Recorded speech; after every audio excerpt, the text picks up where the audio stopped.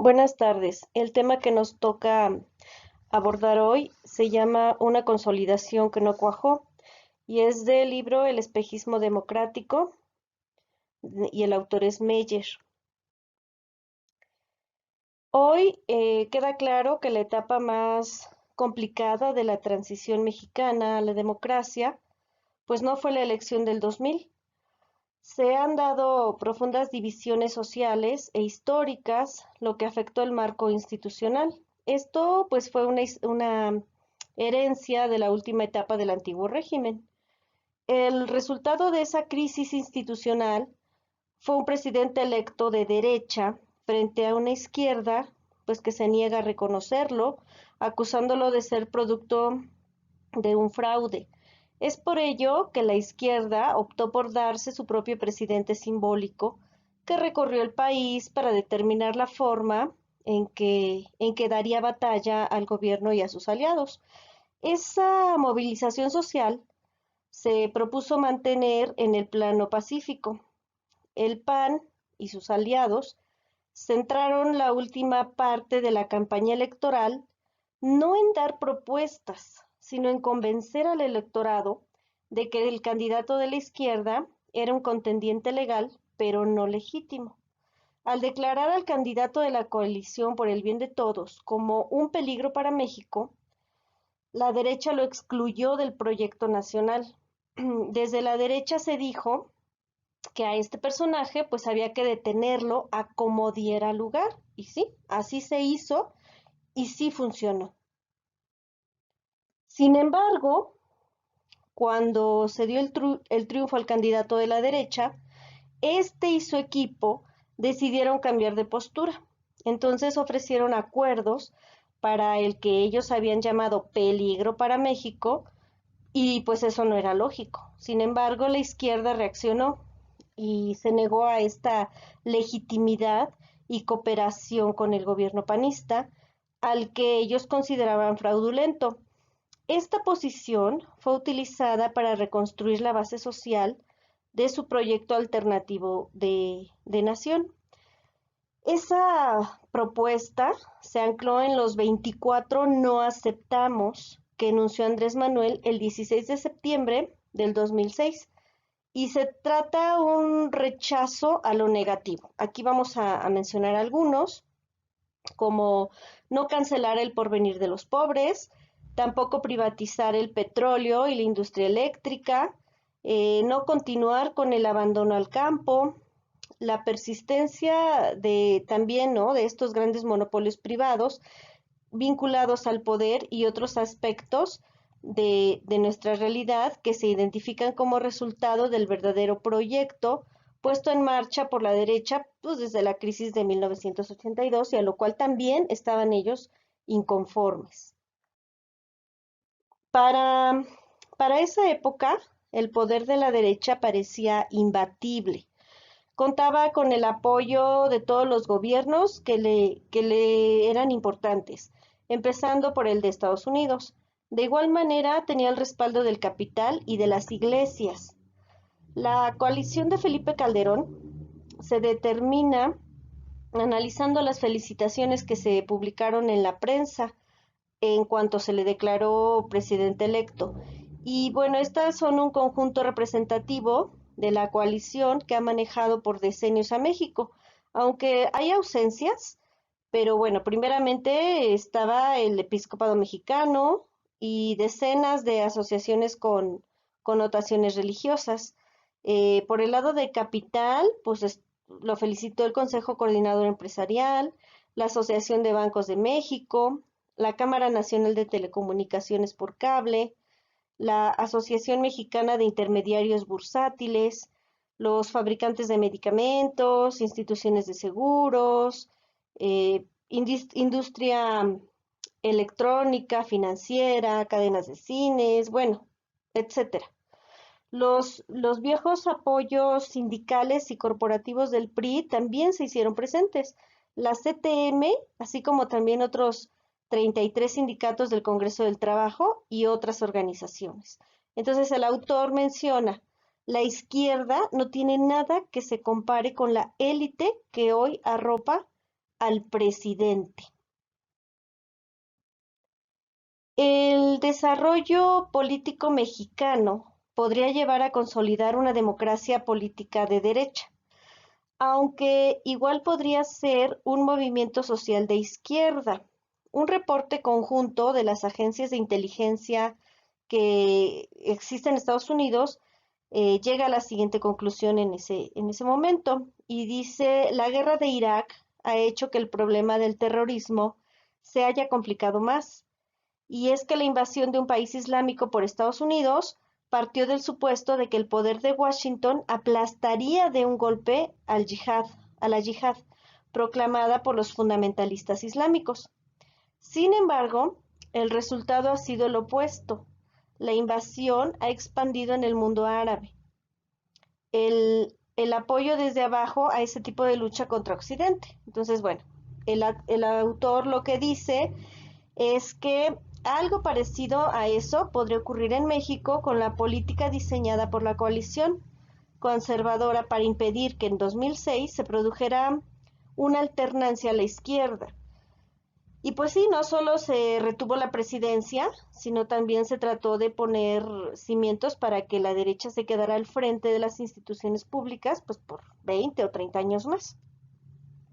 La forma como se impuso la gran coalición de derecha y la negativa a limpiar la elección volviendo a contar todos los votos agravió a gran parte de la sociedad mexicana. Este discurso político desde el poder de Carlos Salinas resultó un gran engaño, pero bueno, no se puede negar su importancia y pretensión.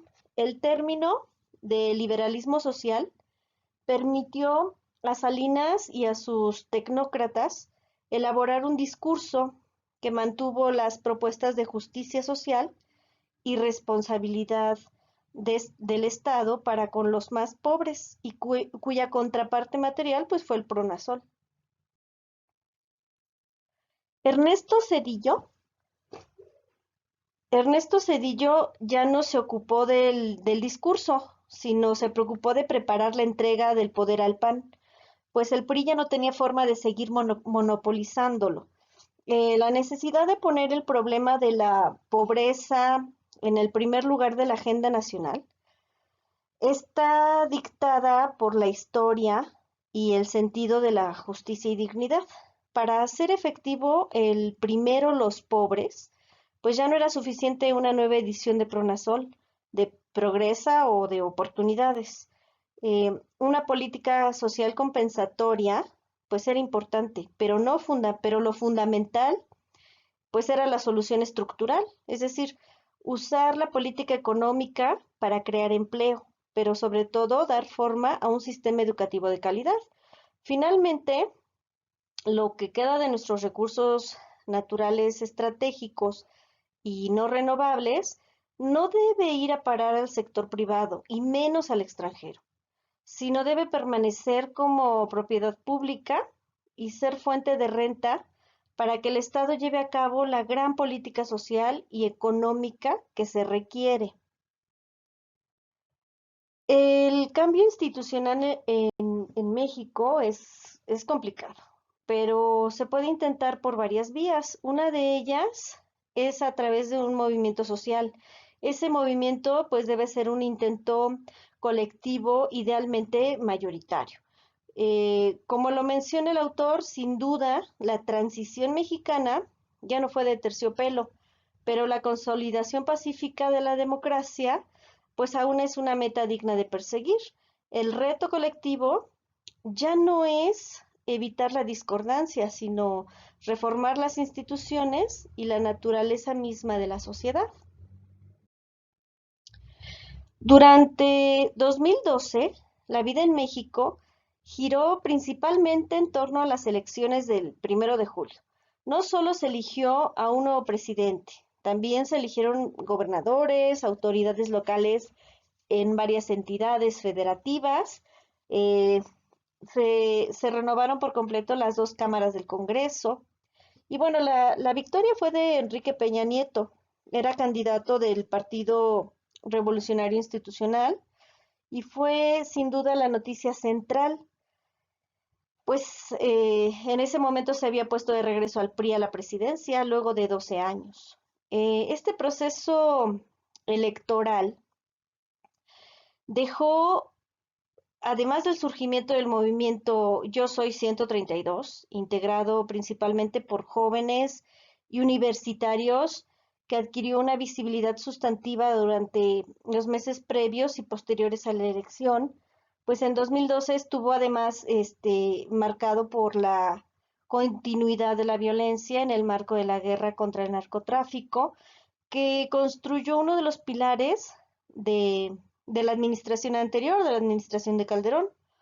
Aun cuando el tema no resultó central durante la campaña electoral, pues en mayor o menor medida, todos los candidatos plantearon la necesidad de redefinir la estrategia en este sexenio que iba a iniciar.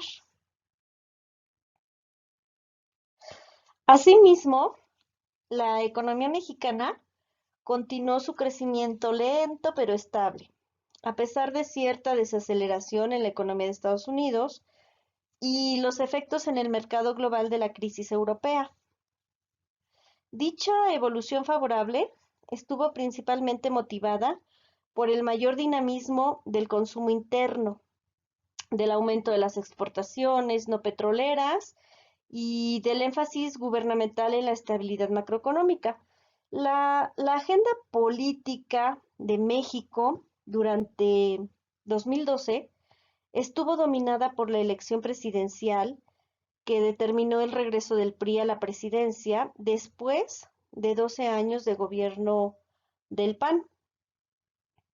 Desde el inicio de la campaña, Peña Nieto lideró las preferencias. Su candidatura, pues sabemos todos, se apoyó en su imagen personal, también en las estructuras territoriales y clientelares que tenía el PRI. Para ciertos sectores de la sociedad, sin embargo, pues Peña aparecía asociado al pasado autoritario y clientelar, ¿no? Que tenía su partido. Sus propuestas se centraron en la necesidad de dinamizar la economía a partir de reformas estructurales y en un cambio en la estrategia de seguridad centrada en la reducción de la violencia. López Obrador comenzó la campaña en un lejano tercer puesto, pero a mediados de mayo se consolidó en el segundo lugar. Esa fue su segunda vez como candidato presidencial, luego de perder por menos de un punto frente a Calderón en el 2006 y encabezar un largo conflicto postelectoral al denunciar fraude. Sus principales propuestas giraron en torno a la necesidad de superar el modelo económico de las últimas décadas, dando un rol más activo al Estado en la promoción de empleos, el crecimiento y la explotación de los recursos naturales.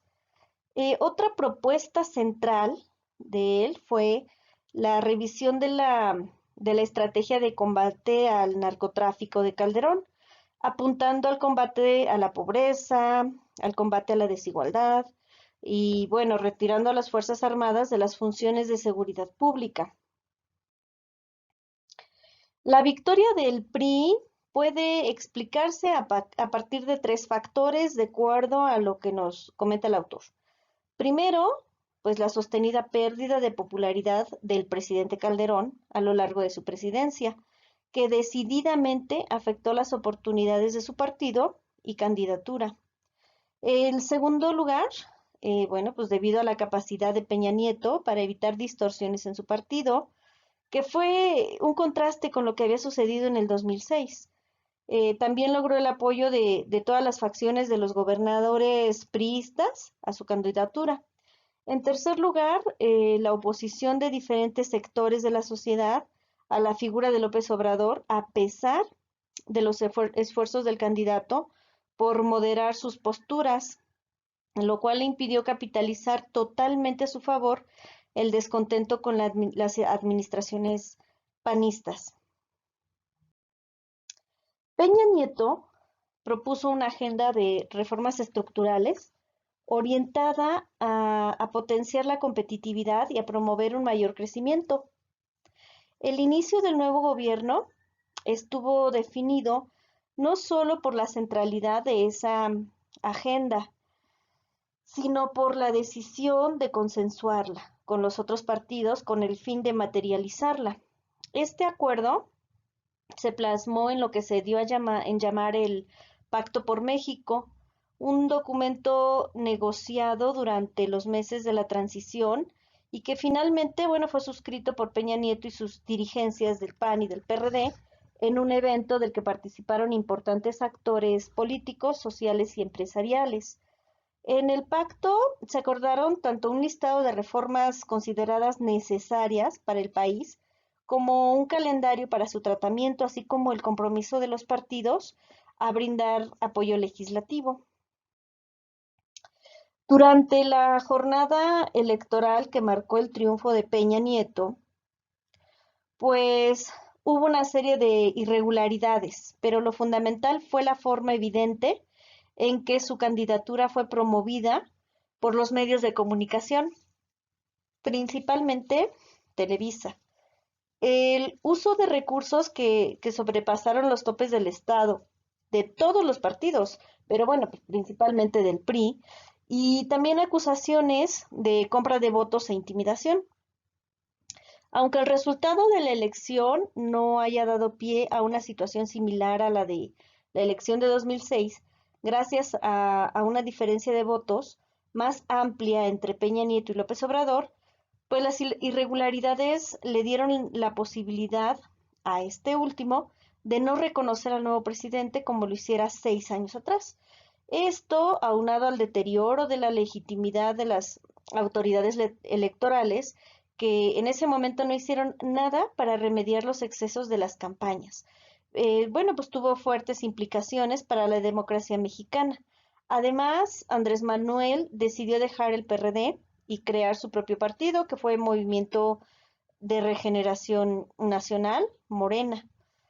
Por otra parte, como el partido hegemónico conservó siempre un alto número de estados y municipios bajo su poder, pues continuó gobernando una buena parte del país en ciertos lugares con las prácticas de siempre, en particular en los estados sin experiencias de alternancia, entre ellos pues el Estado de México y Veracruz, que son muy grandes. De hecho, el presidente Peña gobernó el Estado de México con el control absoluto del Congreso local y del aparato judicial, de las organizaciones corporativas y casi la totalidad de las presidencias municipales. Además, tiene un vínculo fuerte con la familia política que ha gobernado la entidad desde hace décadas y que es el grupo Atlacomulco. Durante los 2 primeros años del gobierno de Peña Nieto, parecía que se había modificado la política de guerra frontal contra el narcotráfico y pues se iba a enfocar en el combate a la violencia y que se estaba recuperando capacidad estatal con distinto enfoque y con el Pacto por México. Pero bueno, pues no fue así. Los hechos de Tlatlaya e Iguala mostraron que por lo menos en lo que se refiere a la inseguridad, pues se trataba de una estrategia política, de acallar la publicidad de los actos de la policía y el ejército en su lucha contra el crimen organizado, en la cual prácticamente desaparecieron las noticias escritas y de los medios electrónicos sobre criminalidad y delincuencia. La tragedia de Ayotzinapa comprueba que continuó la incapacidad del gobierno para asegurar la vida a los ciudadanos, al menos en algunas regiones. Entre 2009 y 2012, López Obrador intentó contrarrestar la imagen negativa que lo llevó a la derrota de 2006. Comenzó una etapa de menor confrontación con el presidente Calderón, puso en marcha la estrategia centrada en la República Amorosa, que comprendía la bandera de justicia y honestidad y que promovía la integración y la cordialidad. Se gestaba el movimiento de regeneración nacional. En este periodo, el discurso de López Obrador ya fue más moderado que en el 2006, buscó mayor acercamiento con los empresarios al tiempo de presentar una oferta política que reforzaba los lazos con sus seguidores. En México, la fecha de cambio del descontento social irreversible, después de 77 años de gobierno del PRI y 12 del PAN, fue septiembre del 2014. En esa fecha, pues, como ya lo mencionamos anteriormente, el país se conmocionó con la noticia de que 43 estudiantes normalistas de Ayotzinapa habían desaparecido y en los siguientes meses y años el deseo de los mexicanos por el cambio pues se volvió palpable. Alrededor del descontento verbalizado por el movimiento Yo Soy 132, que fue la eh, protesta estudiantil en contra de Peña Nieto cuando era candidato a la presidencia, así como la indignación de la noche de Iguala y de los casos de corrupción del priismo, pues la imagen de Peña Nieto comenzó a resquebrajarse y ya no era considerado por algunos como el Salvador de México. El 14 de diciembre de 2017, cuando arrancó oficialmente la precampaña presidencial, el único candidato que logró posicionarse como el representante del cambio, pues fue Andrés Manuel López Obrador. López Obrador fue el gran beneficiario de la insatisfacción nacional. Cautivó a los nuevos votantes en México, quienes pues tenían una representación de casi el 17% del electorado. Y muchos de esos votantes nacieron durante la alternancia y solo han visto gobernar al PAN y al PRI, y pues ninguno de estos entregó buenas cuentas. Bueno, las conclusiones de lo que hemos hablado o de lo que hemos mostrado aquí son las siguientes. El regreso del PRI a la presidencia pues es muy significativo si consideramos que el partido no se sometió a un proceso de modernización para volver, sino que su regreso se debe principalmente a un voto de castigo contra el PAN. El PRI no se renovó, no modificó sus relaciones con las bases corporativas. En su mayoría estas pues se mantuvieron o mantuvieron a los líderes que las dirigían antes de la alternancia. Eh, la de la izquierda de Andrés Manuel eh, es una izquierda que le da más importancia a la igualdad social y a la intervención estatal que, por ejemplo, a los derechos de las minorías. Sin embargo, las inquietudes a las que les ha dado prioridad, pues son cruciales para dar un primer paso hacia un gobierno que aspira a terminar con la desigualdad.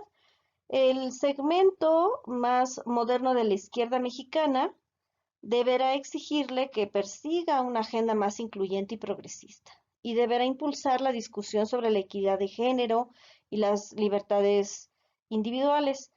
Andrés Manuel, sabemos, no es un buen orador, pero tiene un discurso sencillo y este discurso resonó en millones de personas, desencantadas con estos partidos tradicionales y que estaban ansiosas por un cambio. Y bueno, pues ahora será la oportunidad histórica de probarse, ya no como fuerza opositora, sino como un gobierno eficaz y equitativo. La columna vertebral de un gobierno de izquierda debe ser construir las bases para tener una economía más justa y disminuir la desigualdad, pero también debe estar comprometido con un compromiso histórico, democratizar la democracia. Para ello, el gobierno de izquierda pues tendrá que fortalecer instancias de rendición de cuentas, aumentar los derechos individuales y consolidar un proyecto político incluyente. Bueno, para enriquecer esta exposición nos basamos en información de la OCDE, algunos artículos que obtuvimos de la revista Nexos, también algunos artículos de investigadores del Colegio de la Frontera Norte y algunos textos que encontramos en Google. Muchas gracias por su atención.